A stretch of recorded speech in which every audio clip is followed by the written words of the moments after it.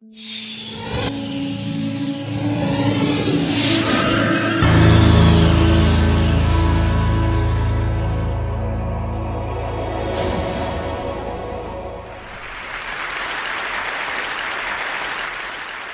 for any of us in this room today, let's start out by admitting we're lucky. We don't live in the world our mothers lived in, our grandmothers lived in, where career choices for women were so limited. And if you're in this room today, most of us grew up in a world where we have basic civil rights. And amazingly, we still live in a world where some women don't have them. But all that aside, we still have a problem, and it's a real problem. And the problem is this: women are not making it to the top of any profession anywhere in the world. The numbers tell the story quite clearly. 190 heads of state, 9 are women. Of all the people in parliament in the world, 13% are women. In the corporate sector, women at the top, C-level jobs, board seats, tops out at 15–16%. The numbers have not moved since 2002 and are going in the wrong direction. And even in the nonprofit world, a world we sometimes think of as being led by more women, women at the top, 20%. We also have another problem, which is that women face harder choices between professional success and personal fulfillment. A recent study in the US showed that of senior managers, of married senior managers, 2/3 of the married men had children, and only 1/3 of the married women had children. A couple of years ago, I was in New York, and I was pitching a deal, and I was in one of those fancy New York private equity offices you can picture, and I'm in the meeting. It's about a 3-hour meeting, and 2 hours in, there's kind of needs to be that bio break, and everyone stands up, and the partner running the meeting starts looking really embarrassed. And I realize he doesn't know where the women's room is in his office. So I start looking around for moving boxes, figuring they just moved in, but I don't see any. And so I said, "So did you just move into this office?" And he said, "No, we've been here about a year." And I said, "Are you telling me that I am the only woman to have pitched a deal in this office in a year?" And he looked at me and he said, "Yeah, or maybe you're the only one who had to go to the bathroom." So the question is, how are we going to fix this? How do we change these numbers at the top? How do we make this different? I want to start out by saying I talk about this, about keeping women in the workforce, because I really think that's the answer. In the high-income part of our workforce, in the people who end up at the top Fortune 500 CEO jobs or the equivalent in other industries, the problem, I am convinced, is that women are dropping out. Now, people talk about this a lot, and they talk about things like flex time and mentoring and programs companies should have to train women. I want to talk about none of that today, even though that's all really important. Today, I want to focus on what we can do as individuals. What are the messages we need to tell ourselves? What are the messages we tell the women that work with and for us? What are the messages we tell our daughters? Now, at the outset, I want to be very clear that this speech comes with no judgments. I don't have the right answer. I don't even have it for myself. I left San Francisco, where I live, on Monday, and I was getting on the plane for this conference, and my daughter, who's 3, when I dropped her off at preschool, did that whole hugging the leg, crying, "Mom, you don't get on the plane" thing. This is hard. I feel guilty sometimes. I know no women, whether they're at home or whether they're in the workforce, that don't feel that sometimes. So I'm not saying that staying in the workforce is the right thing for everyone. My talk today is about what the messages are if you do want to stay in the workforce. And I think there are 3. 1, sit at the table. 2, make your partner a real partner. And 3, look at that, don't leave before you leave. Number 1, sit at the table. Just a couple weeks ago at Facebook, we hosted a very senior government official, and he came in to meet with senior execs from around Silicon Valley. And everyone kind of sat at the table, and then he had these 2 women who were traveling with him who were pretty senior in his department, and I kind of said to them, "Sit at the table, come on, sit at the table." And they sat on the side of the room. When I was in college, my senior year, I took a course called European Intellectual History. Don't you love that kind of thing from college? Wish I could do that now. And I took it with my roommate, Carrie, who was then a brilliant literary student and went on to be a brilliant literary scholar. and my brother, smart guy, but a water polo playing pre-med who was a sophomore. The three of us take this class together. And then Carrie reads all the books in the original Greek and Latin, goes to all the lectures. I read all the books in English and go to most of the lectures. My brother is kind of busy. He reads one book of 12 and goes to a couple of lectures, marches himself up to our room a couple days before the exam to get himself tutored. The three of us go to the exam together, and we sit down, and we study, sit there for 3 hours in our little blue notebooks. Yes, I'm that old. And we walk out, and we look at each other, and we say, how'd you do? And Carrie says, boy, I feel like I didn't really draw out the main point on the Hegelian dialectic. And I say, God, I really wish I had really connected John Locke's theory of property, the philosophers that follow. And my brother says, I got the top grade in the class. You got the top grade in the class? You don't know anything. The problem with these stories is that they show what the data shows. Women systematically underestimate their own abilities. If you test men and women and you ask them questions on totally objective criteria like GPAs, men get it wrong slightly high and women get it wrong slightly low. Women do not negotiate for themselves in the workforce. A study in the last 2 years of people entering the workforce out of college showed that 57% of boys entering, or men, I guess, are negotiating their first salary, and only 7% of women.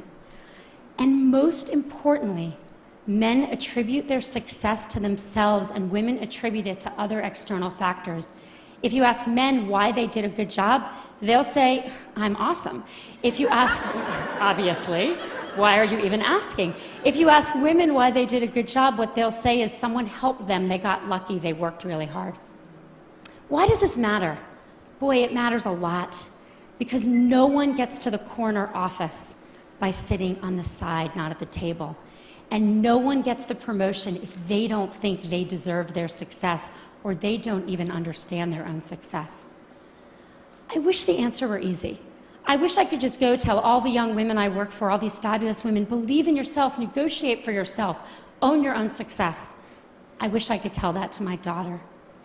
But it's not that simple, because what the data shows above all else is one thing, which is that success and likability are positively correlated for men and negatively correlated for women. And everyone's nodding, because we all know this to be true. There's a really good study that shows this really well. There's a famous Harvard Business School study on a woman named Heidi Roizen, and she's an operator in a in a company in Silicon Valley, and she uses her contacts to become a very successful venture capitalist. In 2002, not so long ago, a professor who was then at Columbia University took that case and made it Heidi Roizen. And he gave that case out, both of them, to 2 groups of students. He changed exactly one word, Heidi to Howard, but that one word made a really big difference. He then surveyed the students, and the good news was the students, both men and women, thought Heidi and Howard were equally competent, and that's good. The bad news was that everyone liked Howard. He's a great guy. You want to work for him. You want to spend the day fishing with him. But Heidi, not so sure. She's a little out for herself. She's a little political. You're not sure you'd want to work for her. This is the complication. We have to tell our daughter and our colleagues, we have to tell ourselves to believe we got the A, to reach for the promotion, to sit at the table. And we have to do it in a world where for them there are sacrifices they will make for that, even though for their brothers there will not. The saddest thing about all of this is that it's really hard to remember this, and I'm about to tell a story which is truly embarrassing for me, but I think important. I gave this talk at Facebook not so long ago to about 100 employees. And a couple hours later, there was a young woman who works there, sitting kind of outside my little desk, and she wanted to talk to me. And I said, okay, and she sat down and we talked, and she said, I learned something today. I learned that I need to keep my hand up. I said, what do you mean? She said, well, you're giving this talk, and then you said you're going to take 2 more questions, and I had my hand up with lots of other people, and then you took 2 more questions, and I put my hand down, and I noticed all the women put their hand down, and then you took more questions. Only from the men. And I thought to myself, wow, if it's me, who cares about this obviously, giving this talk, during this talk, I can't even notice that the men's hands are still raised and the women's hands are still raised. How good are we as managers of our companies and our organizations at seeing that the men are reaching for opportunities more than women? We've got to get women to sit at the table. Message number 2, make your partner a real partner. I've become convinced that we've made more progress in the workforce than we have in the home.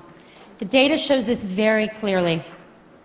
If a woman and a man work full-time and have a child, the woman does twice the amount of housework the man does, and the woman does 3 times the amount of childcare the man does.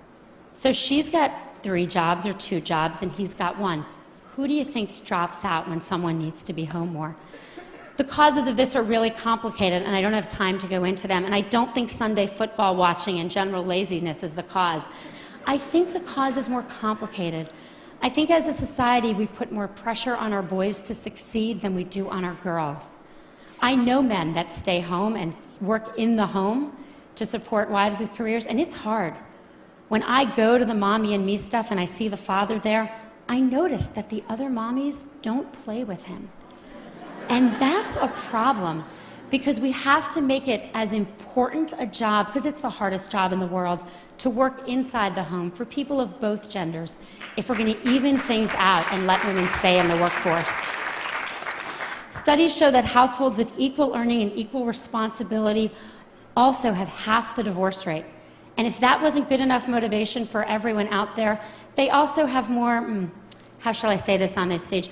They know each other more in the biblical sense as well. Message number 3, don't leave before you leave.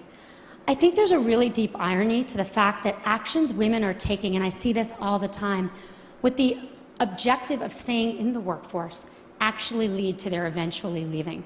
Here's what happens. We're all busy, everyone's busy, a woman's busy, and she starts thinking about having a child. And from the moment she starts thinking about having a child, she starts thinking about making room for that child. How am I going to fit this into everything else I'm doing?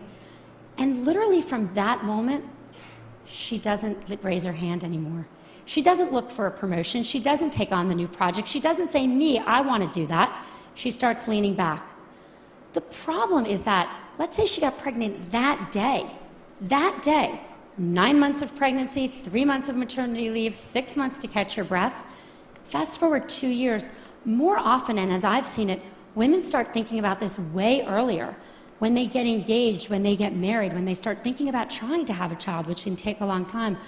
One woman came to see me about this, and I kind of looked at her, she looked a little young, and I said, so are you and your husband thinking about having a baby? And she said, oh no, I'm not married. She didn't even have a boyfriend.